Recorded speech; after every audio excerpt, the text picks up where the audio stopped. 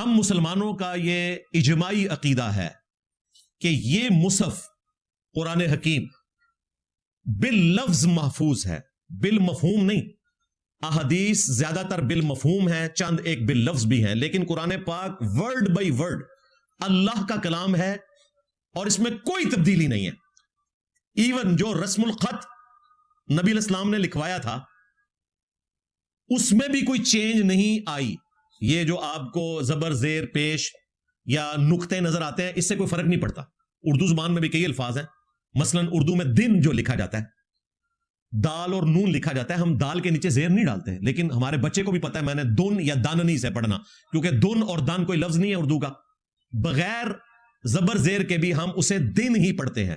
اس طرح عربی زبان میں نقطوں کی بھی ضرورت نہیں، زبر زیر پیش کی بھی ضرورت نہیں، جو ہے وہی پڑھا جاتا ہے۔ اور جو نبی علیہ السلام نے کاتبین وحی کے ذریعے لکھوائی تھی چیز اللہ تعالیٰ کی وحی کی تائید کے ساتھ، اسی طریقے سے آج تک چل رہی ہے۔ حضرت جبرائیل علیہ السلام نے نبی صلی اللہ علیہ وآلہ وسلم پر قرآن کو اللہ کے اذن سے نازل کیا اور ترتیب بھی انہوں نے لگوائی۔ قرآن پاک میں کوئی گرامر کی غلطی موجود نہیں ہے، کوئی ڈکشنری کی غلطی موجود نہیں ہے۔ اگر کوئی ڈکشنری یا گرامر کی بنیاد کے اوپر قرآن میں کوئی عیب نکالنے کی کوشش کرے تو اپنی عقل کا علاج کروائے۔ اس کی وجہ یہ ہے کہ عربی زبان کی گرامر اور ڈکشنری بعد میں بنی ہے، زبان پہلے وجود میں آتی ہے۔ گرامر عربی دانوں کے لیے نہیں ہوتی ہے، ان نان عربک لوگوں کے لیے ہوتی ہے۔ جس طرح ہمیں پنجابی اور اردو کی گرامر سیکھنی نہیں پڑتی، ہماری مادری لینگویج ہے۔ ہاں، کسی نان پنجابی کو پنجابی سکھانی پڑے گی نا، تو پھر اسے بتانا پڑے گا کہ یہ آپ نے ٹینس یوز کرنے ہیں، یہ آپ نے وربز یوز کرنے ہیں، پریپوزیشن یوز کرنی ہے۔ ہم تو بچپن سے بول رہے ہیں، ہم اہل زبان ہیں۔ اسی طریقے سے جو انگلش میں اہل زبان ہیں انہیں انگریزی سیکھنے کے لیے ٹینس سیکھنے کی ضرورت نہیں ہے، ٹینس ہمیں سیکھنے پڑتے ہیں۔ گرامر اور ڈکشنری بنائی جاتی ہے دوسری زبان کے لوگوں کے لیے کہ اسے سیکھیں، لہذا گرامر اور ڈکشنری کے اوپر قرآن پاک کو پیش نہیں کیا جائے گا۔ قرآن پاک اس سے مقدم ہے، وہ اس سے پہلے موجود ہے، اس کی بنیاد کے اوپر رولز بنائے جاتے ہیں۔ مثلا اگر کوئی شخص انگریزی میں کہتا ہے جی یہ سٹی کے جو اسپیلنگ ہے اس میں CITY، سی جو ہے یہ ایس کی آواز دے رہا ہے، اور کنٹونمنٹ میں کینٹ میں سی جو ہے وہ کے کی آواز کیوں دے رہا ہے؟ تو اس کا جواب یہ ہوگا کہ اہل زبان اسے ایسے ہی بولتے ہیں، یہ ان کی زبان ہے، اس کو ایسا ہی بولنا ہوگا۔ اسی طریقے سے اردو زبان میں کیا اور کیا لکھنے میں تو ایک جیسے ہیں، لیکن جب جملے میں آئیں گے تو آپ کو پتا چل جائے گا کہ یہ کیا لکھا ہوا ہے یا کیا لکھا ہوا ہے۔ کیا تو سوالیہ نشان کے لیے اور کیا کرنے کے لیے، دونوں ایک طرح لکھے جاتے ہیں، بولنے میں فرق ہے، لیکن جملے میں جب لکھا ہوگا تو آپ کو پتا چل جائے گا۔ مثلا میں آپ سے جب پوچھوں گا کیا آپ لاہور گئے، یہ لکھ کر آپ کو میں دوں تو آپ یہ نہیں پڑھیں گے کہ کیا آپ لاہور گئے۔ اسی طریقے سے آپ نے اپنے گھر کا کام کیا، تو اس کو کوئی نہیں پڑھے گا کہ آپ نے اپنے گھر کا کام کیا، یہ نہیں پڑھے گا۔ ہمیں پتا ہے ہم اہل زبان ہیں۔ اس طرح عربی بھی اہل زبان ہے، اور قرآن پاک عربی زبان سے مقدم ہے، وہ بعد میں ڈیولپ کی گئی، اور یہ قرآن کی برکت ہے کہ عربی آج تک زندہ ہے، ورنہ 100 سال کے اندر ایک زبان ٹرانسفارم ہو جاتی ہے۔ 8 سے 70-80 سال پہلے کی ذرا اردو کی کتابیں آپ نکال کے پڑھیں، آوے گا جاوے گا، ہم تو نہیں کہتے، ہم کہتے ہیں آئے گا جائے گا۔ اعلی حضرت نے ترجمہ کیا، ہم نے اے مشرکین عرب تم سے پہلے کئی سنگتیں ہلاک کر دی، آج ترجمہ ہوتا ہے کئی قومیں ہلاک کر دی۔ سنگت لفظ ہم اردو میں بہت کم استعمال کرتے ہیں، تو اسی لیے اب جو پرانے ترجمے ہیں ان کے ساتھ بریکٹیں بھی لگتی ہیں، اور آج کی اردو میں اسے ٹرانسلیٹ کیا جاتا ہے۔ اسی لیے تو اب نئے نئے ترجمے مارکیٹ میں آ رہے ہیں نا، اس وجہ سے کہ اردو زبان چینج ہو چکی ہے، انگریزی چینج ہو چکی ہے، لیکن عربی زبان قرآن کی برکت سے آج بھی زندہ ہے۔ ہاں، جو کچھ چیزیں بعد میں ایڈ ہوئیں، ظاہر ہے کہ اب ویڈیو کیمرہ بعد میں آیا تو اس کے لیے ڈکشنری میں لفظ بعد میں ہی ایڈ ہوگا نا، اسپیکر کا لفظ بعد میں آیا تو بعد میں ایڈ ہوگا نا، لیکن جو اس زمانے میں چیزیں تھیں ان کے لیے جو الفاظ تھے آج بھی وہی الفاظ استعمال ہوتے ہیں، وہی پریپوزیشنز استعمال ہوتی ہیں۔ قرآن نے عربی زبان کو زندہ رکھا ہوا ہے۔ آج بھی آپ عرب کے کسی بدو سے جا کے قرآن پاک کو ڈسکس کریں، جو ان پڑھ جاہل ہوگا نا، وہ بھی آپ کو بتا دے گا اگر اسے کوئی اور دوسری زبان آتی ہے کہ اس کا مطلب کیا ہے۔ آج بھی 1.5 کروڑ کرسچنز ایسے ہیں جو بائی برتھ عربک لینگویج جانتے ہیں، جو عربی کرسچنز ہیں، انہیں قرآن پاک کا ترجمہ دینے کی ضرورت نہیں، وہ قرآن پاک عربی میں پڑھ کے ہم مسلمانوں کے علماء سے بہتر سمجھ سکتے ہیں کیونکہ ان کی زبان ہے. تو یہ ایک زندہ زبان ہے. لیکن جب اسلام کی باؤنڈریز پھیلی، رومنز اور پرشینز کو مسلمانوں نے ڈھیر کیا، سیدنا عمر، سیدنا عثمان کے دور میں، پھر سیدنا علی کے دور میں اس چیز کی ضرورت پیش آئی کہ جو نان عربک لوگ ہیں انہیں عربی پڑھنے میں آسانی ہو، تو پھر یہ زبر زیر پیش اور مختلف الفاظ کی جو اعرابی حالتیں ہیں ان کو ایڈجسٹ کیا. ابو الاسود الدولی جو چیف جسٹس تھے کوفہ کے، ان کی ڈیوٹی حضرت علی نے لگائی تھی. صرف اور نحو میں وہ امام مانے جاتے ہیں. تو سیدنا علی کے دور خلافت میں بہت زیادہ کام اس حوالے سے ہو چکا تھا. یہ حجاج بن یوسف کے جو متھے مارتے ہیں وہ تو بعد میں آیا ہے، عبد الملک بن مروان کے دور میں اس کی بھی کنٹریبیوشن ہے، کوئی شک نہیں ہے، لیکن وہ بعد میں ہے. سیدنا علی نے اپنے دور خلافت کے اندر اس کی جو بیسکس ہیں وہ ڈیفائن کر دی تھی تاکہ لوگوں کے لیے آسانی ہو. قرآن پاک کا رسم الخط وہی چل رہا ہے. قرآن پاک کی جو ترتیب ہے یہ توقیفی ہے، یعنی رسول اللہ کے بتانے پر موقوف ہے اور وحی الہی کے ساتھ. یہ صحابہ کرام نے اپنے اجتہاد سے نہیں لکھا ہوا.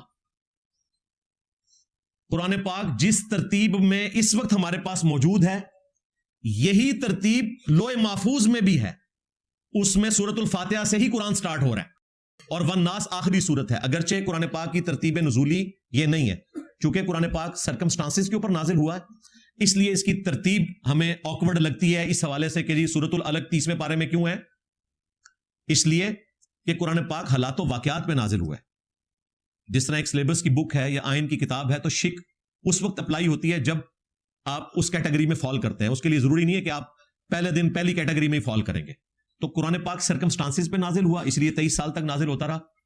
تو غزوہ بدر آیا تو سورۃ الانفال میں اس کی کمنٹری نازل ہوئی. غزوہ احد آیا، 60 آیات سورہ آل عمران کی نازل ہو گئیں اس کے فوراً بعد. غزوہ خندق آیا، سورۃ الاحزاب نازل ہوئی. غزوہ تبوک آیا، سورہ توبہ نازل ہوئی. حالات و واقعات کے اوپر قرآن نازل ہوتا رہا، اس وجہ سے اس کی ترتیب ڈیفرنٹ ہے. ورنہ آپٹیمل ترتیب یہی ہے اور یہ وحی الہی کے ذریعے نبی الاسلام کو بتائی گئی اور آپ نے امت کو لکھوائی. قرآن پاک کی 114 صورتیں ہیں، 113 صورتیں بسم اللہ سے سٹارٹ ہوتی ہیں. ایک صورت ایسی ہے جو بغیر بسم اللہ کے ہے، سورہ التوبہ. لیکن بسم اللہ قرآن میں 114 دفعہ ہی ہے. وہ جو ایک دفعہ نہیں تھا وہ سورۃ النمل کے اندر موجود ہے. انہ من سلیمان وانہ بسم اللہ الرحمن الرحیم. لہذا بسم اللہ قرآن کی آیت بھی ہے اور سورتوں کے شروع میں مصحف کا حصہ بھی ہے. سورۃ الفاتحہ کے سٹارٹ میں وہ فاتحہ کا حصہ ہے یا نہیں ہے اس پہ اختلاف ہے، لیکن مصحف کا حصہ ہے. وہ ہمارے نزدیک تو فاتحہ کا حصہ نہیں ہے، میں نے اس پہ دلائل دی ہیں بخاری مسلم سے، لیکن مصحف کا حصہ ہے. سورہ فاتحہ سے پہلے بسم اللہ ضرور پڑھی جائے گی. نبی الاسلام نے لکھوائی ہے، سورہ توبہ سے پہلے نہیں لکھوائی. اسی طریقے سے قرآن پاک کی 7 منازل صحابہ کرام کے دور میں رائج ہو چکی تھی. ہر سورت کی اتنی آیتیں ہیں بغیر نمبرنگ کے، صرف آیتوں کے نشان نبی الاسلام کے دور میں موجود تھے. نمبرنگ بعد میں ہوئی ہے، اس سے کوئی فرق نہیں پڑتا. جب نشان موجود تھے صرف نمبر ہی ڈالیں بیچ میں. یعنی اگر آپ صحابہ کرام میں سے کسی کو پوچھیں نا کہ ان اللہ وملائکتہ یصلون علی النبی اللہم صلی علی محمد وعلی آل محمد، یہ آیت قرآن میں کہاں ہے تو وہ آپ کو فوراً بتا دیں گے کہ یہ سورۃ الاحزاب میں ہے. لیکن اگلا سوال اگر پوچھیں گے تو وہ نہیں بتا سکیں گے کہ آیت نمبر کون سی ہے. تو وہ کہیں گے وہ گین کے ہی بتائی جا سکتی ہے، 56 نمبر آیت ہے، کیونکہ اس زمانے میں آیت نمبر نہیں ہوتے تھے. ایون امام بخاری سے پوچھا جائے 2812 کیا ہے تو انہیں نہیں پتا ہوگا، کیونکہ امام بخاری نے حدیث کے نمبر نہیں لگائے تھے، یہ بعد میں لگے.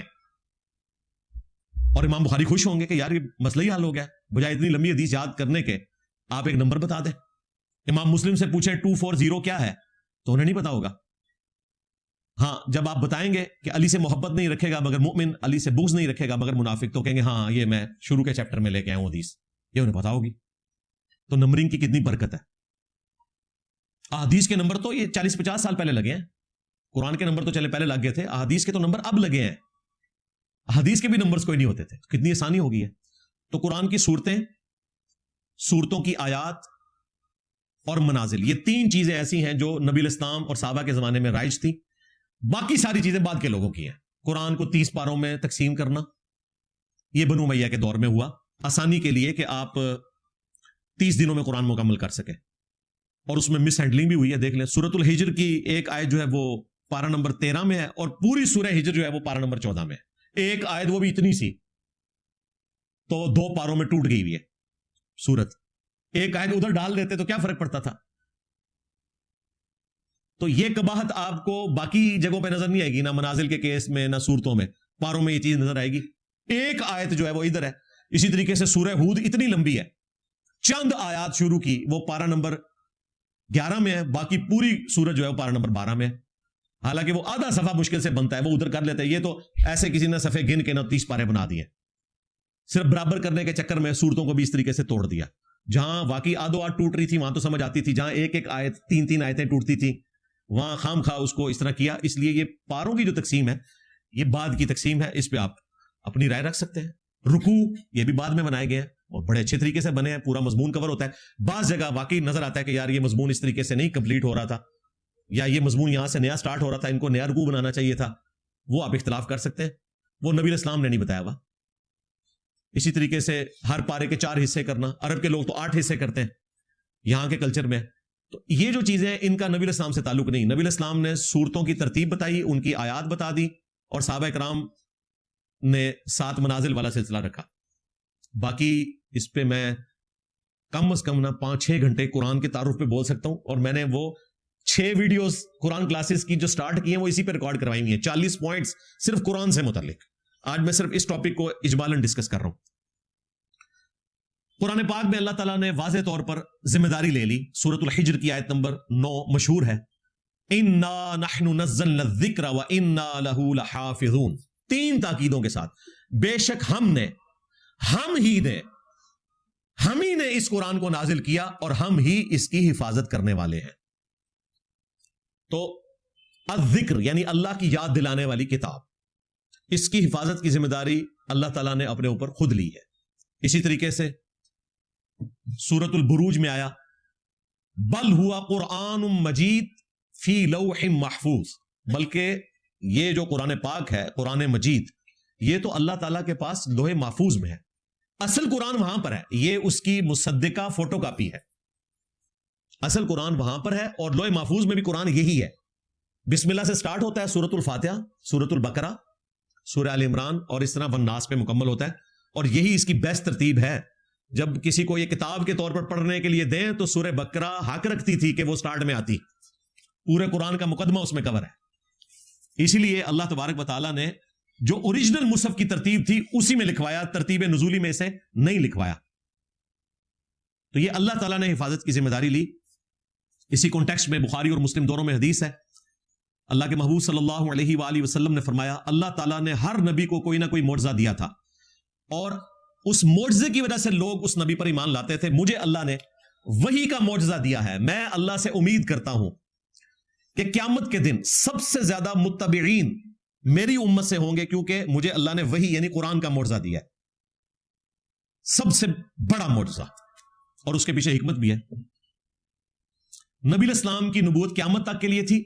इसका तकाजा था कि अब कोई किताब ना बदलती, अगली किताबें बदल गई तो अंबिया आते थे और वही में जो टेम्पर चीजें थी वो ठीक करवा देते थे। अब किसी पैगंबर ने नहीं आना।